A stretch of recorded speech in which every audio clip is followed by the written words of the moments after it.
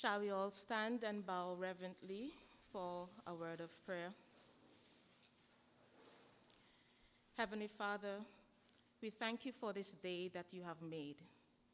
You asked us to rejoice and to be glad in it. This afternoon, we give you all the honor and glory for the wisdom and vision of those who have led before us where this institution is concerned, and for the birthing of that vision along the way to those who have toiled and continue to labor in this vineyard of the Montserrat National Trust. We thank you as we celebrate our achievements day by day, remembering the hands of our partners, our patrons, and those near and far that have reached out to us in financing, giving of their time, and in providing technical skills to make this vision a reality. This afternoon, we celebrate, Lord, one of those blessings upon us. And we ask for your guidance on this evening's proceedings, remembering that you alone are God, and with you in the midst, all things are possible. Let what is shared today, Lord, be an inspiration to others so that they too can reap the joy of your blessings. In this we ask in no other name but your Son, Jesus. Amen.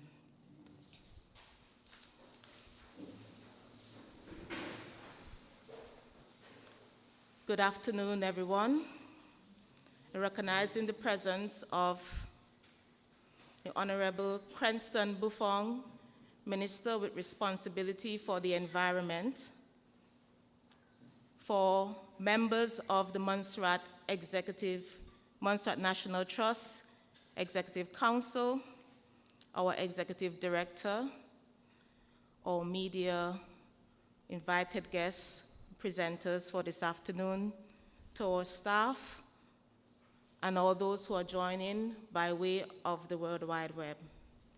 We'll also want to convey our apologies and regrets on behalf of the Honorable the Honorable Samuel Joseph, who is unable to join us this afternoon. He was carded to present at this evening's activity, but is unable to do so through a family emergency. Good afternoon again, and welcome to the Montserrat National Trust. The Montserrat National Trust began reducing its carbon footprint in a greater way with the installation of its first solar system using 6 panels generating 450 watts of electricity for lighting the Botanic Garden back in 2003. In 2017, the Trust continued in this stead by installing an 8-panel solar system to support the irrigation network, using this energy to power the rainwater harvested under this very building in watering parts of the Botanical Garden. In 2021, the Trust, still keeping on its journey, further expanded its green energy capacity with an additional 14 solar panels generating 8,000 watts of power. This system has bolstered the older systems, one in which is no longer in use, to enhance the sustainability and resilience of the Trust's Botanical Garden. This evening, you will have the opportunity to learn in depth details of each component of this system and have a chance to view our newest addition in operation. To tell you more about this, I invite Mr. Joseph Castle, Project Manager of the Solar System. Mr. Castle.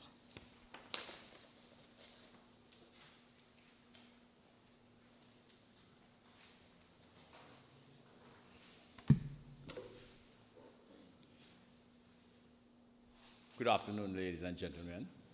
I accept that the protocol has already been established, so I will deal with my tasks that have been set here today. My career has been in telecom, and I also have training in IT, and as such, the Montserrat National Trust is one of my customers, which I service in the sub-region. Now, the CFLI project deals with a specific project, and as Mrs. Ryan spoke to earlier, there were 2 earlier projects which dealt with lighting and irrigation on the compound. And as such, the whole thrust and the fact that the systems were aging meant that something had to be done.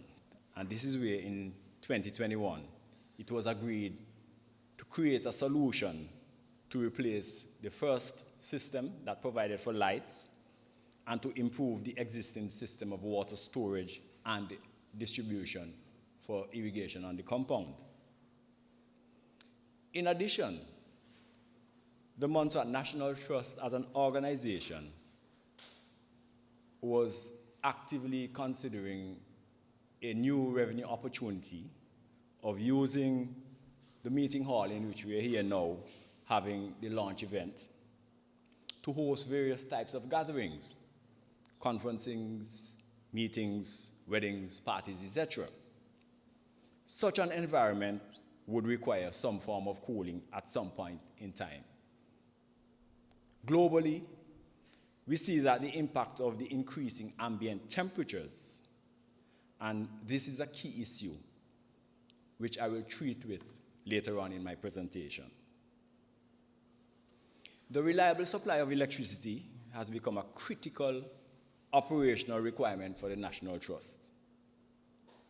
If there is a power outage, the Montserrat National Trust is unable to maintain the internal and customer operations, customer support operations. And I would like to explain some more. But before I do that, I want to speak to another project which provides for the digitization and ongoing maintenance, storage of many of our historical records, and which requires the use of several workstations and related network-attached storage devices. The gift shop, which most of us are familiar with, uses a point-of-sale application which is computer-based, and it also has a card terminal for payments. The accounting, administration, and general support activities of the National Trust are delivered via a very integrated local area network with several workstations which are actually linked via network to the museum in Little Bay. Suffice it to say that when power goes, most of the activities which are computer-based cannot go on. The current solar PV system was really developed to support the renewing of the external lights, which was mentioned earlier, and to upgrade the irrigation and the water distribution network on the compound. And these specific requirements were sort of like baked into that project. The National Trust was therefore able to secure financing and funding to deliver this upgrade via a project which is funded by CFLI. And CFLI stands for the Canadian Fund for Local Initiatives. The project team agreed that with some adjustments, the upgrade project could meet the project objectives while at the same time providing for a reliable backup power solution. As a result, a 3-phase, 8.3 kilowatt solar PV system with 5 kilowatts of solar panels and 8 250 amp hour 12-volt batteries for storage was ordered at the end of 2021. Due to COVID and its impact on the supply chain, the equipment arrived on island earlier this year and was successfully installed in July of this year, 2022.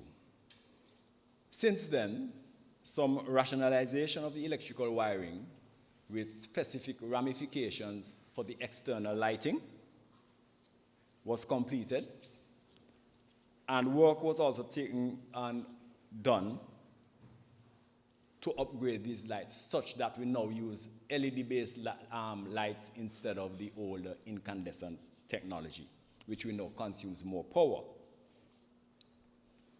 And this has meant that the objectives of the previous projects are still being met, in addition to the new benefits of available power when the lights go out, as they say, or when there is no electricity.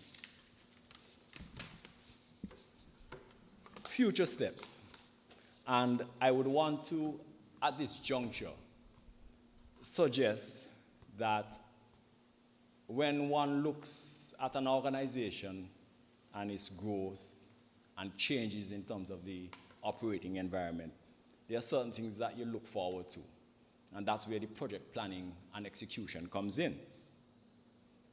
One can safely say that the Montserrat National Trust has developed a green ecosystem that supports its basic operations. It has done so in a logical progression of the various projects and will in fact share its knowledge and experience via its outreach program, which is spearheaded by the dynamic Miss Vernier Bass. That is, there are several training and hands-on programs in the pipeline to sensitize farmers and others about the use of solar technology in farming, horticulture, and everyday living. Now, some other mini objectives which the trust will adopt, which the trust will adopt as funding becomes available are the use of battery-operated kit for the gardening team. That is, we will leverage our green infrastructure by introducing commercial battery-operated lawnmowers, weed eaters, chainsaws, hedge trimmers, pole axes, grass blowers, and other equipment. That is, the Montserrat National Trust will be at the forefront of the process to reduce our national reliance on imported fossil fuels. The next item, we will add small water pumps at the distribution tanks on the compound, and this will ensure that the right level of pressure is available for the garden support colleagues to carry out their daily tasks efficiently. We will also leverage the existing solar PV solution to provide for cooling in this conference hall. And finally, we will seriously look at the expansion of the storage and water supply for irrigation purposes, as the distribution network here has already been upgraded.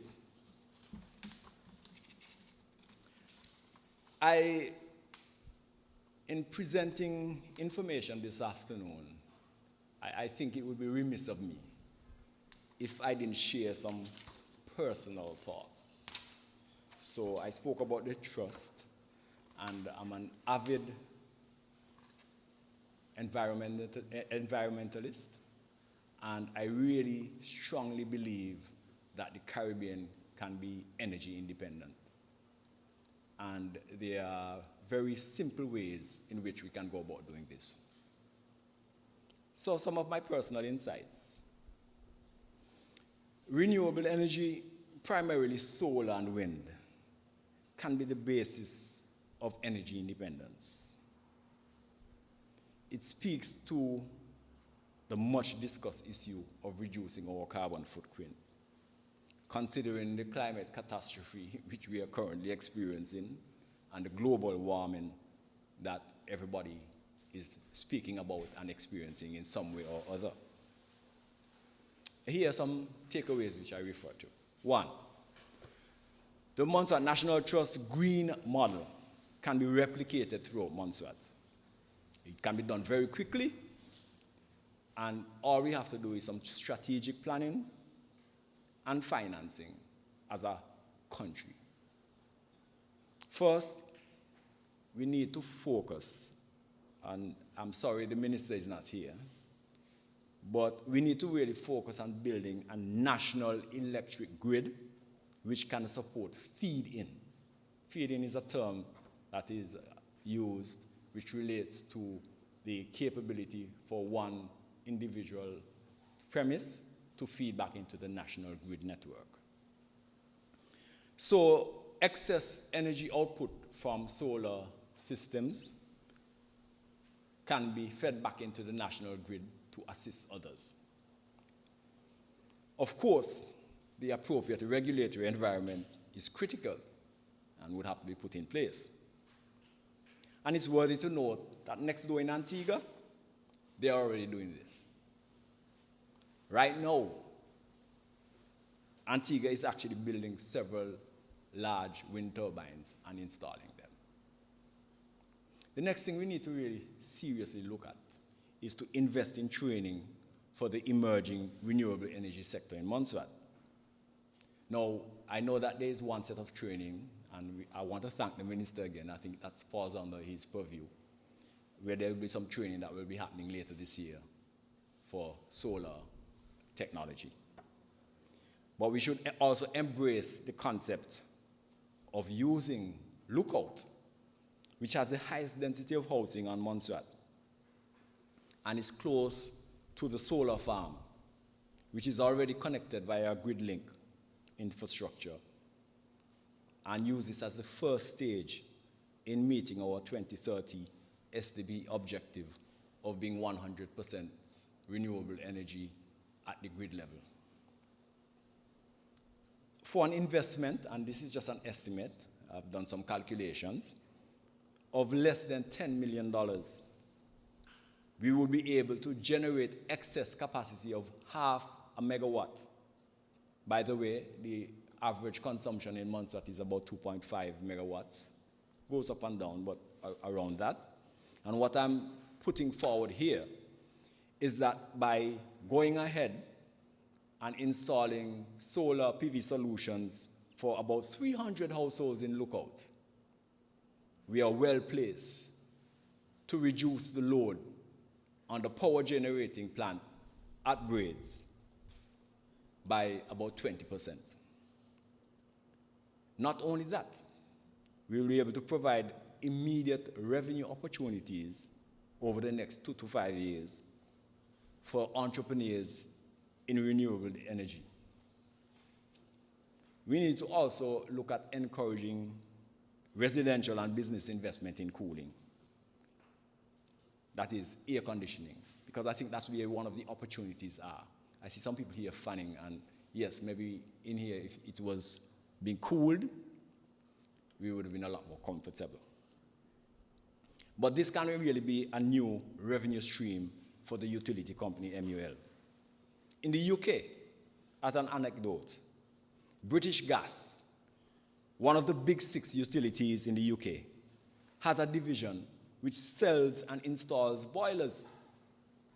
So let's do it on the other end of the spectrum. Sell and install air conditioning equipment here in Montserrat by the utility.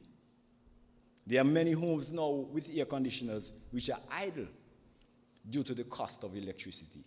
And if we can bring the cost of electricity down to the consumer, what it means then is that we have a lot more comfortable people living and working in Montserrat.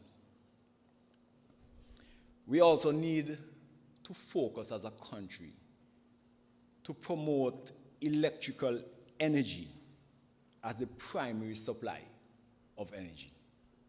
What I mean is that we will use electricity for cooking, cooling, transportation, and other, such as lawn care, as I mentioned earlier. An average household may actually spend annually about $9,000 for car, propane, the electricity bill, and as such, for a capital investment of about $25,000. And that's what my earlier suggestion in relation to lookout was based on, a $25,000 capital investment for a solar solution. What that means then, that system can pay back for itself in 3 to 5 years, and you still have capacity to feed back into the grid. So you're providing power for yourself, and you're helping the national network to provide power for others. So on that note, I'd want to thank you all for listening and willing to field questions. My counterpart, Mr. Bertram Lee, in the background, when we do the explanation of the systems, we can talk some more if you have any direct questions. And I like to say that I not only walk the walk, but I talk the talk. So I walk in it. So the talking comes first and the walking, which is important. And I have actually designed my own solar PV solution for my house. And actually it was designed to be just a backup system. I want to be able, when I have my customers, I'm doing a remote access with a customer, that I can continue working. There are times when my sisters chide me for suggesting that, power actually went, because I wasn't aware, because I'm actually working for my system to provide support to my customers. So there are some photographs which I have, which I can share with you. But the important thing, separate and apart from the installation here, is that more and more people will in fact look towards solar PV as the way forward for energy provision. I thank you.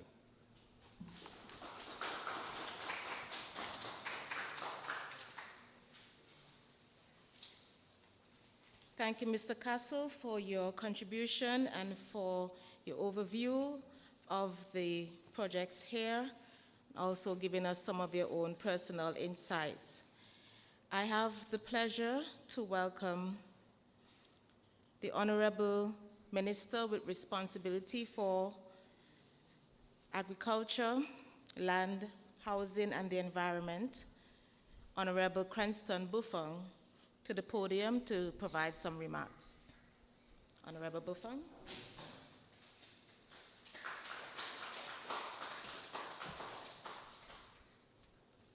Good afternoon, everybody. Well, I would not even try to be the energy minister today. That is not my portfolio and not my expertise at all. I'm not even going to venture in that department. But as the world decides to go green, as the world realizes the urgency of reducing our carbon footprint, of reducing our contribution towards climate change, Montserrat itself is no exception. We are very much in the forefront as we are seeing the effects all around us, from droughts, longer droughts, rougher seas, bigger hurricanes, that sort of thing. So we have to make our step in the right direction in terms of going green or reducing our consumption of fossil fuels. Now, the trust is what I would like to call the guardians of our environment in Montserrat. The National Trust over the years have been protecting and promoting and doing everything from conserving to maintaining our biodiversity. And what we're seeing today is that they have made the bold, drastic step in terms of switching the entire facility, the entire compound, towards green or towards renewable energy. And that I'm very proud of, and I would like to say congratulations to Ms. Francis, her team, Ms. Delmord, and of course the technicians, Mr. Castle, and of course Mr. Lee, for the exceptional work that they've doing for making this possible. Some months ago when I came through, Ms. Francis gave me a peek and said, those are the batteries and those are the solar panels on the roof, and we will soon be able to commission it. And I'm very happy today to be standing here saying that this is now a reality, and persons can then come along and see what's happening here. Now, I did not come with a planned speech today because I only came as a backup to Dr. Sammy because he was the one with the forefront of this. But we have to be paying particular attention to what's happening in the world, what's happening with the war, what's happening with fuel prices, what's happening with our power station. And Montserrat so far have made some drastic steps in going right. But of course, Mr. Castle mentioned the solar farm and the possibility of maybe even powering Lookout. And that for me is key. I've always spoken about it, but that's another story for the technicians later on. The idea of solar irrigation or solar systems in irrigation, I've only just started my garden in my backyard because it was way too dry earlier this year to even start. And that's the frank and honest truth. And it's looking good, by the way.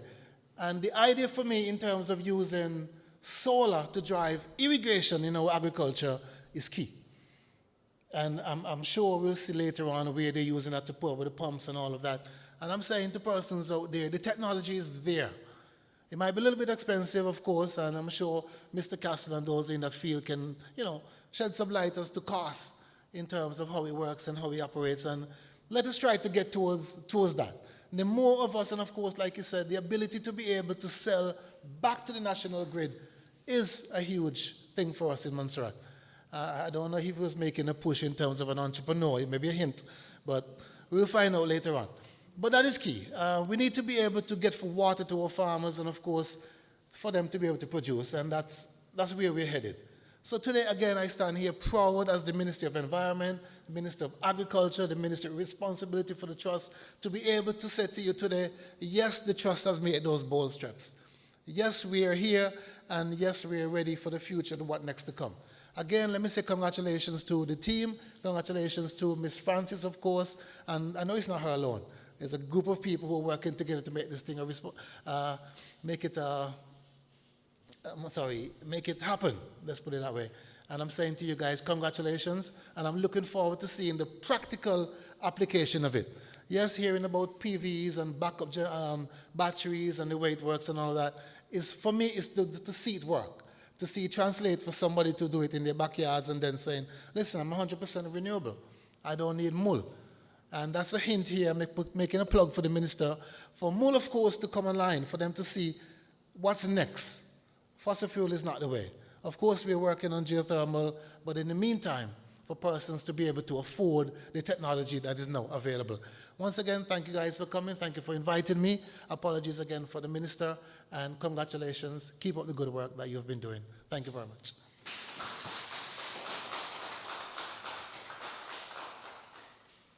Thank you very much, Honorable Cranston Buffon, for your kind words and encouragement. And I'm very happy to introduce the gentleman that helped us to make it all happen here, Mr. Bertram Lee, and more so because all three of the projects that we've had in the past included using or being led by our local technicians. So we have persons on island who already have the skills in how to set up a whole solar system and can advise you on the best system that works for your business or even for your own personal dwelling.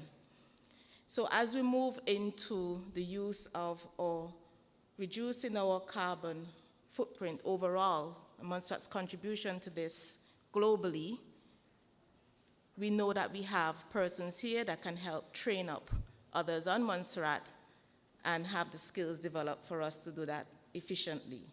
So it is my distinct pleasure to welcome Mr. Bertram Lee, who has been the one behind making the lights go on and everything is spinning here right now. He didn't put the sun to shine, but he knows how to help the sun help us to shine, to come and give us his presentation on the system, and after which you are allowed to feed your questions and they will respond the best they can. Mr. Lee, welcome to the podium.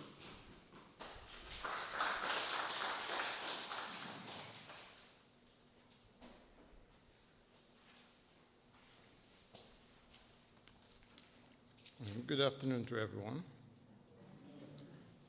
If you can look back at the next sheet to the back, it's the second sheet.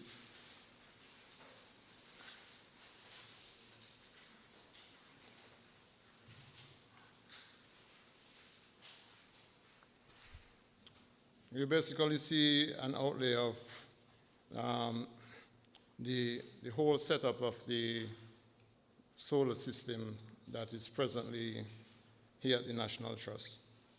So what you're looking at there, on the top you're seeing the panels there, which are the 14 panels, which are, sorry, basically they're in series and then parallel at the end. So you have the seven at the top, 7 at the bottom. Both of them are parallel. And then at the bottom there, if you look closely, you see where there's a combiner where all the panels are fed into. So these panels are harvesting the radiation from the sun, which we said the sunlight. But basically it's the radiation from the sun. And what it does, it feeds it into this panel, which is a combiner. Then from there, it actually, both panels are fed back to the inverter, which you will see in the center, that big thing right in the center there. That's the inverter. Now, what is happening here, during the daytime, because what I'm going to explain is the panels itself working throughout the day. And then I'll come to the batteries, which actually takes over in the nighttime. So what the panel do, they generate the radiation from the sun and harvest it. Then it comes to this combiner, which is a safety device, just in case that you need to isolate the panels to work on the system. Is a safety device that actually takes care of the panels itself. Now, each array of panels have amount of 400 per panel. So you're talking about 7 times 4, that's 28.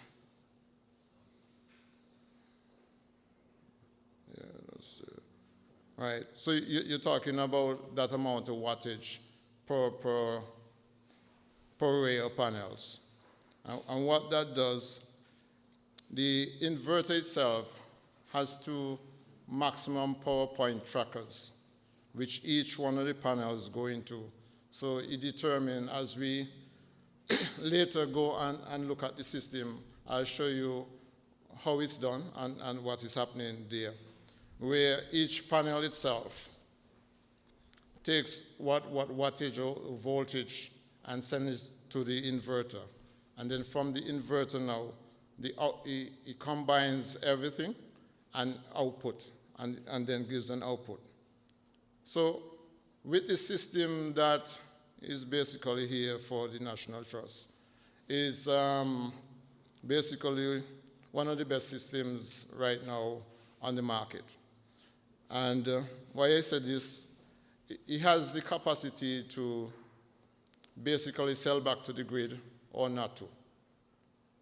So clearly, when the trust is not using all the energy, it shows you that this amount of energy is actually going back to the grid, but basically, because of certain mechanisms that are in place, it wouldn't go back out to the grid. It would just show that that's the consumption going back, right? So, because we doesn't have legislation on that, and Mrs. Castle spoke about it, we cannot feed back into the grid, so you have to make sure that mole guys are very safe when they're working, and so you don't feed nothing back to the grid itself. So within the system, he has that mechanism which actually protects or curtail any power at all going back out to the grid.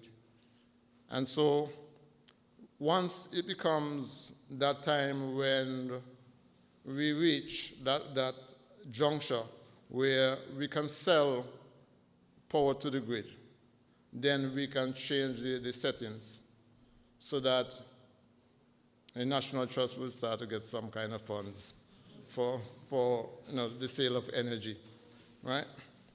So going on to the other sections of the system itself.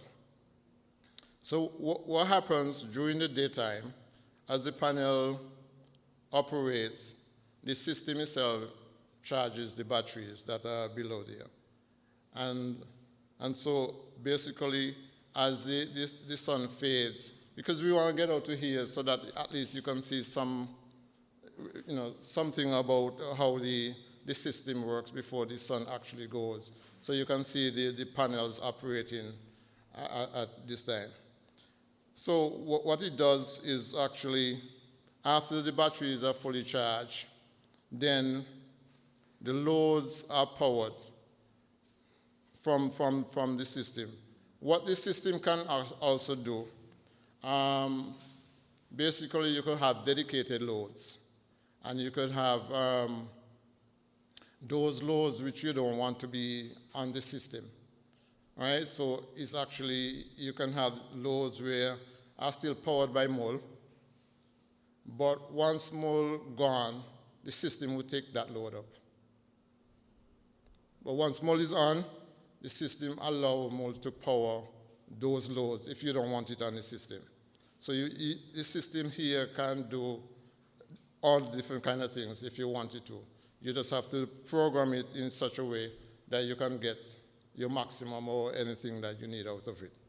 So basically right now, we are powering the irrigation system. We are powering the lights, which are now 12-volt lights for the security lights. They're all workable in the garden, and so you can switch them on, and you have, basically it's green, 12 volts from the DC power from the system itself. And then you have your loads here, which are basically the normal loads where from your 220 and your 110 are being powered by the system. So as I said, as the sunlight goes down, what would happen? The batteries now would take over. But if there's a case where the battery power is not sufficient or the panel power not sufficient, the system is set up in such a way that mole would comes in and provide the adequate load to assist with the system.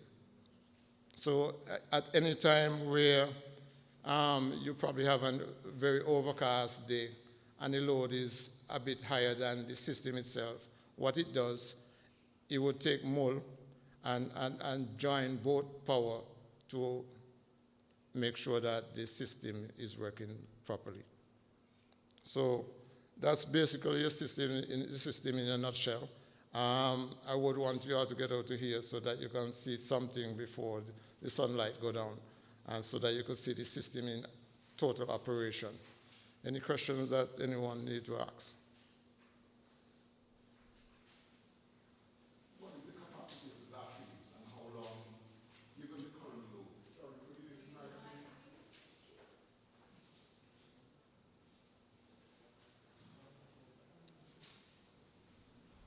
What is the capacity of the batteries that you have? Yeah, okay. The batteries here, we have 8 batteries, each at 12 volts at 250 ampere hours. You're talking about 200 ampere hours total. And given the load that you have on it now, how long does it take before it fully discharges? It depends on the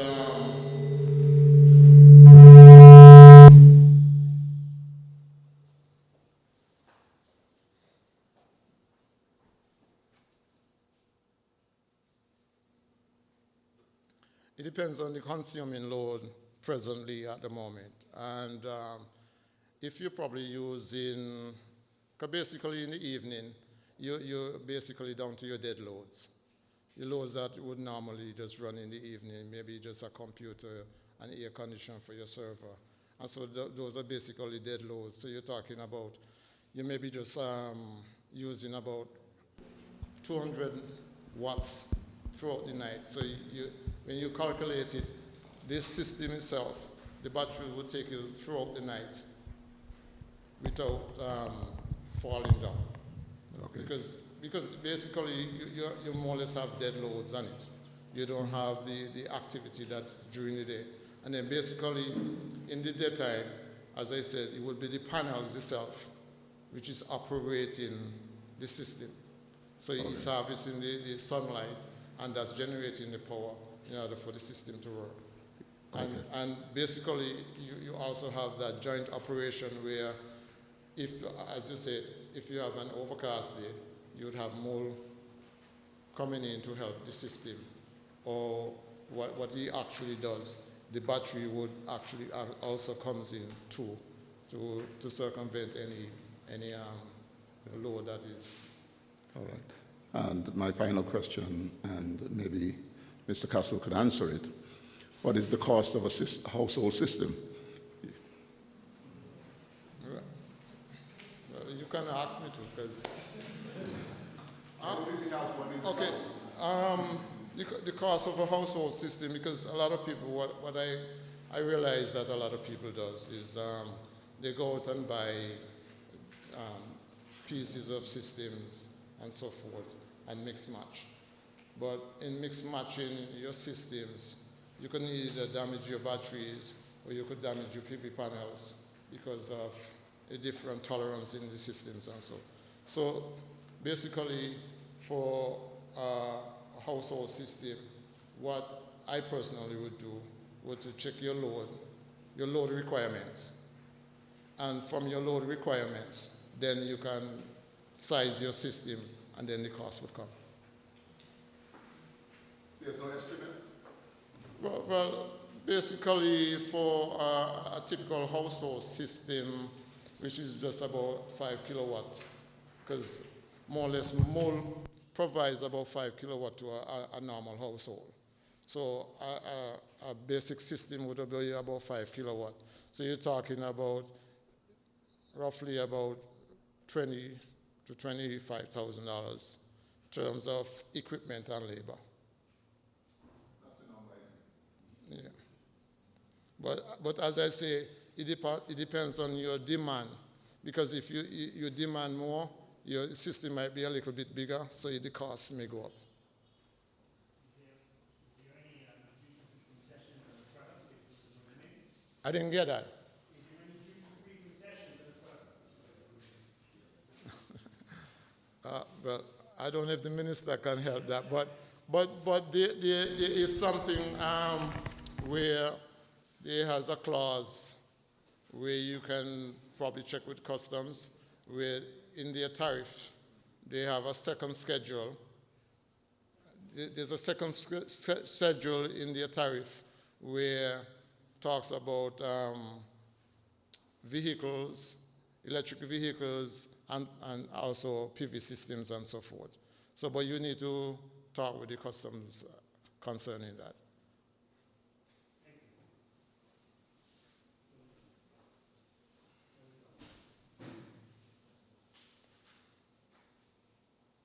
Thank you. Just given that basic system that you were referring to, is it possible that we can, as consumers, come to you, get a design of a system, as you said, based on your load, and then implement it in a phased way, so that can I, let's say, start off with mostly the panels or some other aspect and build it rather than an initial full capital outlay of the $25,000. How modular is the system in terms of implementation? What are the possibilities, well, that sort of thing? You can get a system like that, but presently, because of the company I deal with, yes, they can send you just the panels. But what you're looking at is your cost. You're trying to cut your costs down. And so if you're sending your panels, you're looking at shipment of your panels. So that's shipping costs. Then your batteries now, you're probably looking at shipment again for your batteries. So if you were to get that one system, your cost may be minimized greatly. But, you know, it depends on how you figure it. But it can be done, but the cost might be even more excessive than, you know, getting the system by itself.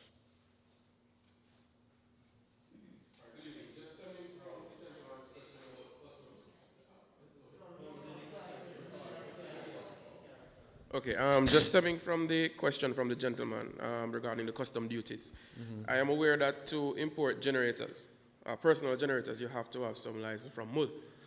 Is it the same for this system? Can you just go online and shop and just bring them in without any permission or special request from MUL? Yeah, because basically renewable energy, or basically the PV system, is not part of MOL's law. It's not in the law book as the moment for control over the PV system until they come to that juncture where they put in place or implement some kind of rules as to here's where you probably get the system duty-free from government, but over a period of how many years, you would then have to service MOL or give MOL back excess energy at a free cost. But there's nothing really there concerning the PV system at the moment. So you can go out and order your systems and so forth until that become law.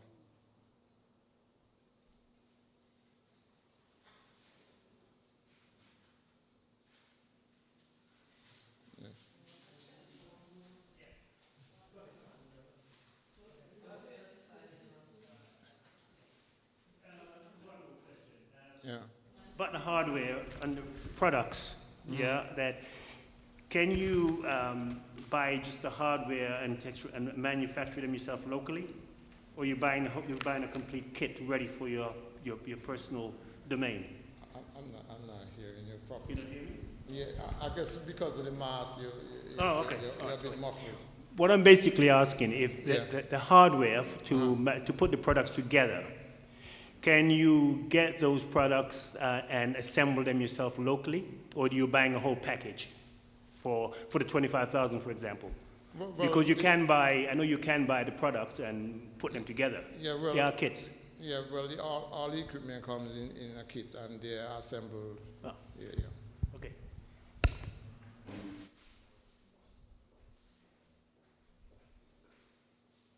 Just one quick question. I'm aware that you installed another system south of the border.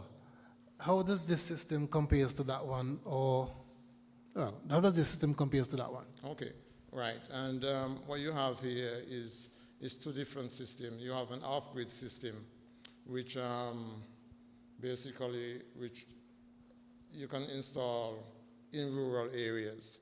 And then you have a grid-tied system, which you have presently now, which is grid-tied, which meaning that you're basically with MUL. It's tied with MUL. So you basically have one that you can use in rural areas.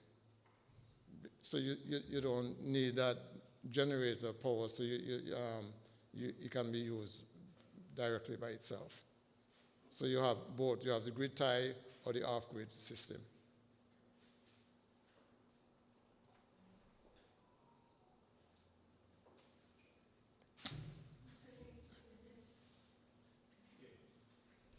True that I know because of having to get permission for a generator, a standby generator, it impacts small. Would buying a system, a complete system to change over a household, will it in the future cause the people who do not use the renewable energy for their bills to go up higher? Well, you see, this is where the government needs to get in, as Mr. Castle was alluded to.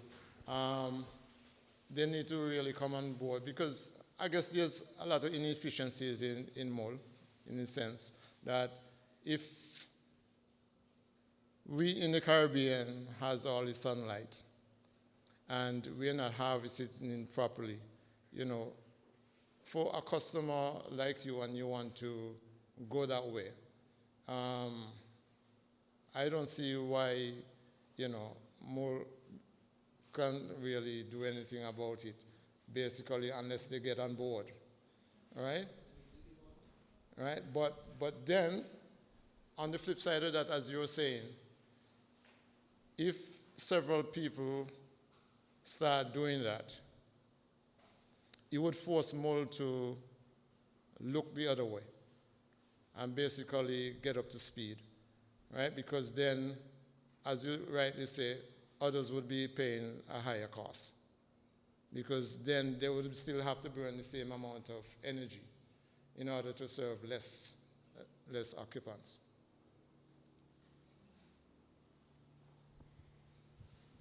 All right. I'm looking at the design, and it's more of a technical question. The design is very simple, very simple. And from a typical household, right? I'm talking about maintenance. Installing it is one, but these systems tend to require maintenance. Is it that it's set up in a system where the normal household member can, you know, maintain it, or it has to be serviced by trained technicians? And how often would it require? Because introducing the system to a household is one, but then what happens in breakdowns every 2 days, every 3 days? You know, how does that go? Okay, basically, that's a good question. I have another client, which is actually is in Manjac. That's Nadine and Atil Truitt, which is basically off the grid also. Presently, they had a problem where they had an outage. I think they had the grid on, and the surge actually damaged 1 or 2 boards from Mull. The company that I deal with, because of the warranty, they replaced the boards, but just that they didn't pay for, they're not going to pay for the installation. But the system itself, they basically warranty for about 10 years. So you could understand the durability of the system itself. So unless it's some adverse thing, the system shouldn't go down at all. So they're basically reliable. Because I don't think in this day and age you'll find anybody warranty or give that kind of warranty on a system for 10 years.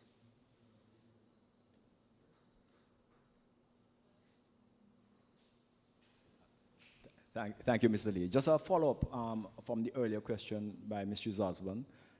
There is actually a tipping point where, as more people start providing power back into the grid, eventually, you will get to a point where the costs go down for the energy supplier, MUL.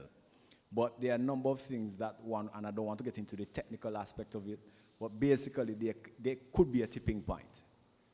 So it's not just simply saying, well, you know, as more people get solar PV solutions, the people who are left with MUL will end up paying a bigger bill.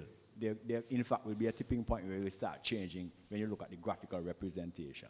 But all of that, again, this is where it would have been really nice if the minister were here, because there are lots of things that need to be taken into consideration in relation to how we proceed as a nation.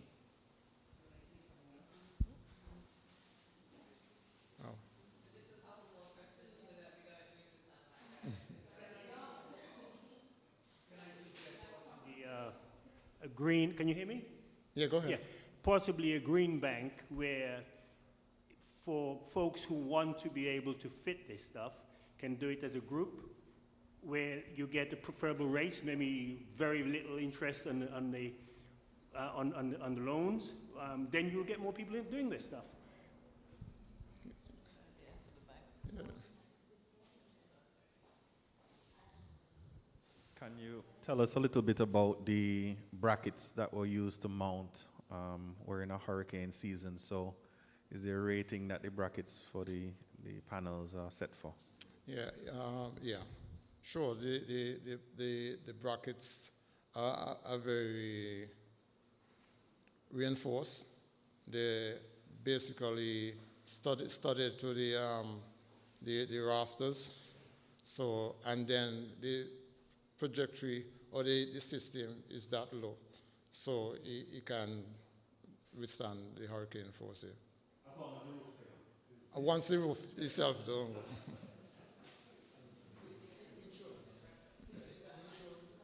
For basically it's just not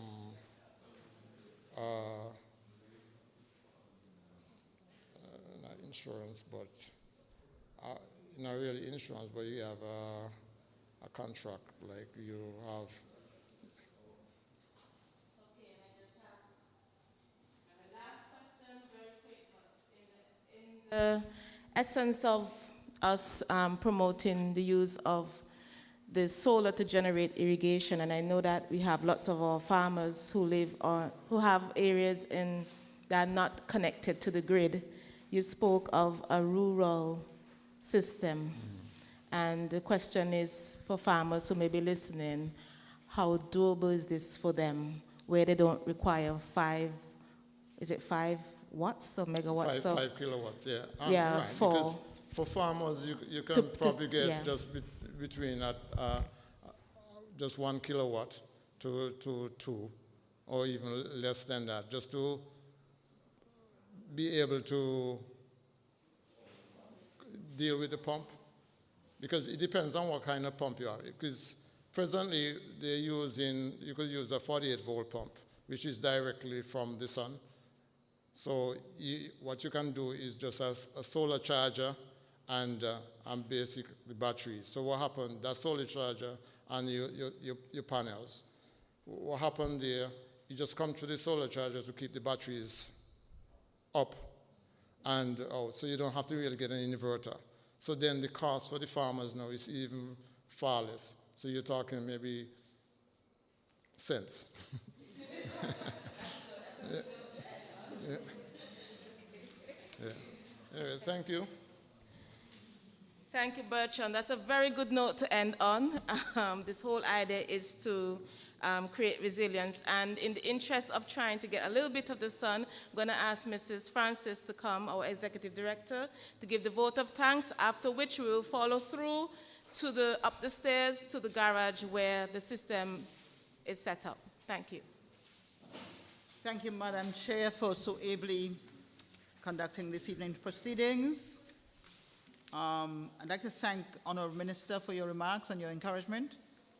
And Mr. Castle and Mr. Lee, I want to thank you for your technical expertise and your advice. I'd like also to thank the Canadian Fund for Local Initiatives. They gave us the grant to be able to upgrade to the third system. Before that, the OECS Climate Resilience Project, they gave us the one that we're using downstairs for the irrigation. And also want to thank Yulin Silcott Graves, who was with us a while back. She and I put forward the project for funding, and Mr. Castle, who took over as project manager. Mr. Kenrick Burke from the Energy Division and his team, they were along with us at the beginning and all the way giving advice. And Montserrat National Trust team, we are forward thinking. We are at the front of trying to make Montserrat green, clean, and so we're carrying out our mandate by looking for funding throughout, anything to do with climate change, anything to do with renewable energy, anything to do with becoming green. That is part of our strategic initiative. And so we want to thank you, ladies and gentlemen, for coming. We can go outside now and see the system. Thank you very much.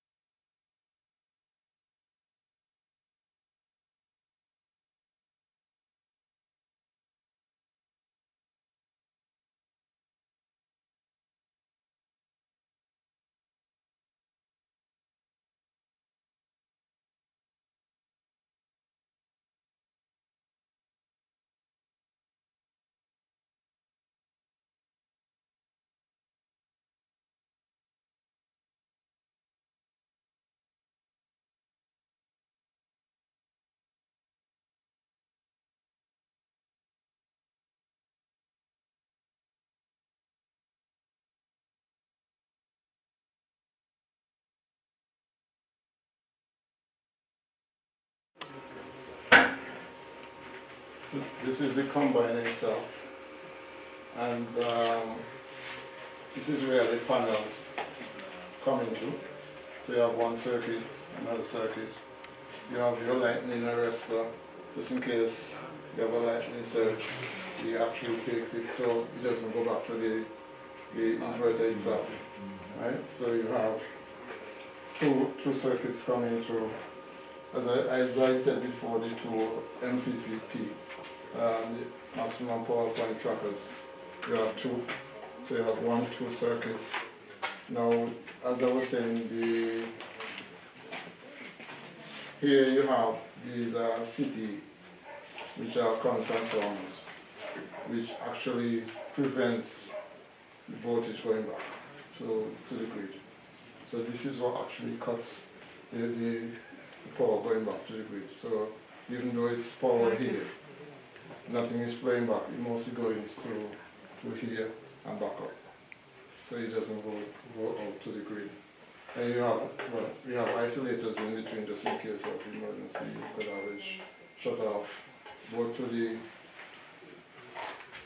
premises or even coming from, although you have your mole isolator here, you still have an extra isolator on just in case. Right? And you have here, what you have here, you have your panels, but presently they're gone dead. They're basically gone dead, your panels there. Yeah, we show you the different things. So you have your batteries, you have your mole, you have your load. So this is basically the system itself, and that powers everything. Well, when you say just now, it's gone there because no more sunlight. In the sunlight, yeah.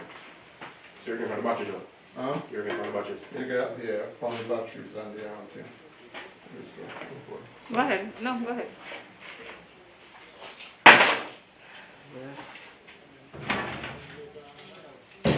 That is the most expensive part.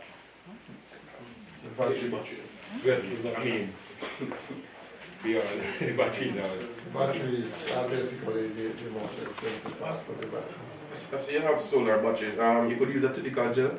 Huh? You could use any typical gel, or it's just, well, you have to be specific. I don't know, specific solar.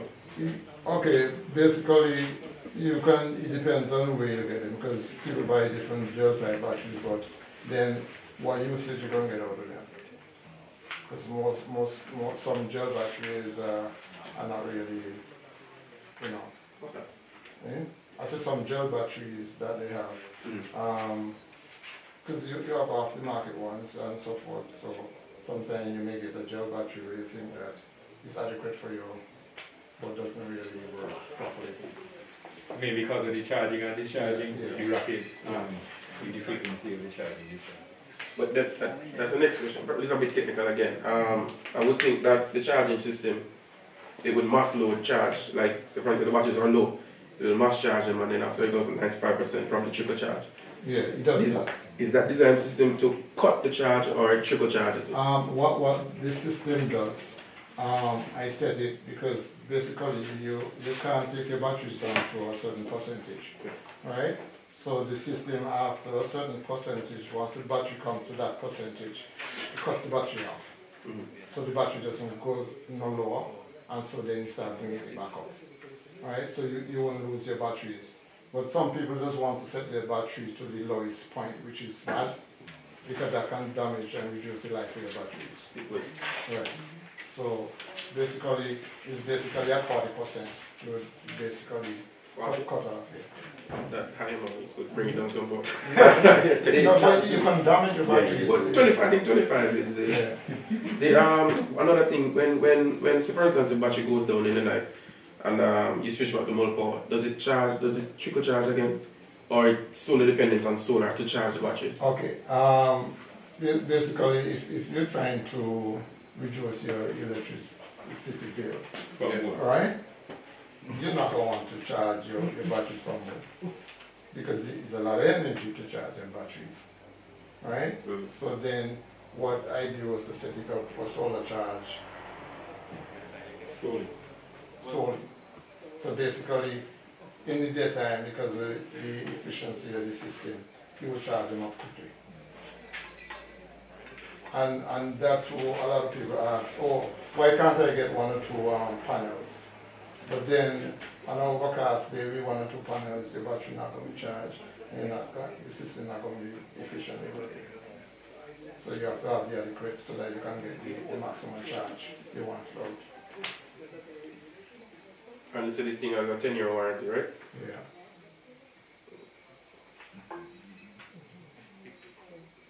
You can see the irrigation system downstairs whenever you're ready. Yeah. But it's, you know, in terms of visually, it's fairly simple, but I mean, still complex from a technological standpoint. Because yeah, some technical issues in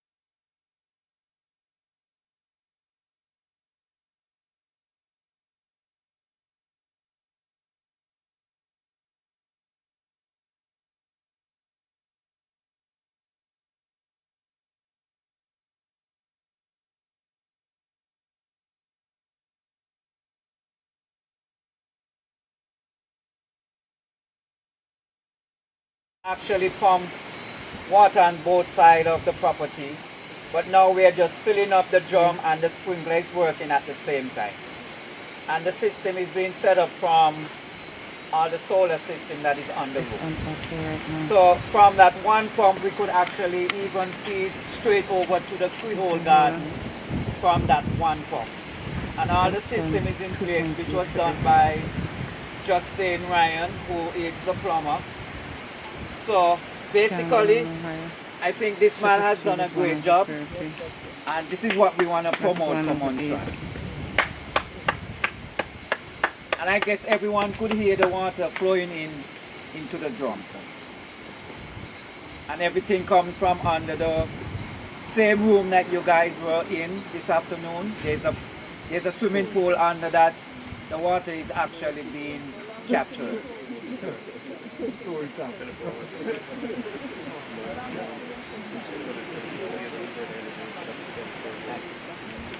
That's it. You finished.